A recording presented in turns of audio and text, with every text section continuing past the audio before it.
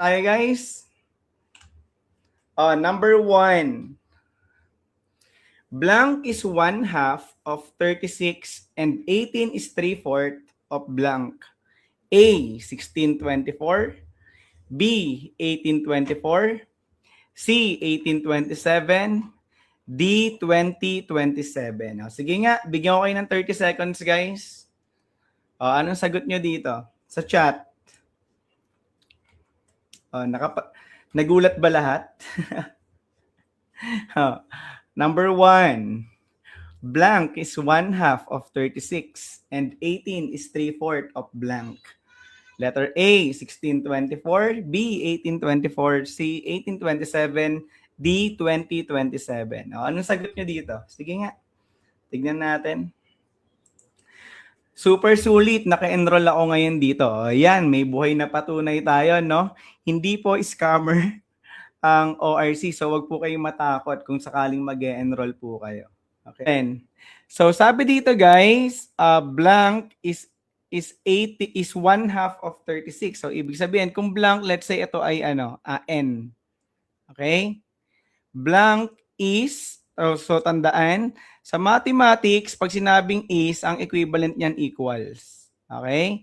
So, N equals 1/2 of, again, pag sa mathematics, ang of is equivalent yan kay times. Okay? So, this is 1/2 times 36. Okay? So, solving 1/2 times 36. So, makakancel yan. 36 divided by 2, that is 18. Okay? So, ang first number natin is 18. Okay? So, sa choices natin, 16 tsaka 20, tanggal na to. So, dalawa na lang ang choices natin. So, nakapag-eliminate na tayo, no? 1824 or 1827. So, next, dito tayo sa pangalawa. 18 is, so again, pag sinabi kong is, that is equal. Ang ibig sabihin yan, equals 3/4 of, so yung word na of, ang equivalent niyan is times. Tama? Then blank. So meron tayong unknown. Okay? Solve for the unknown. So paano gagawin natin? We need to remove the 3/4.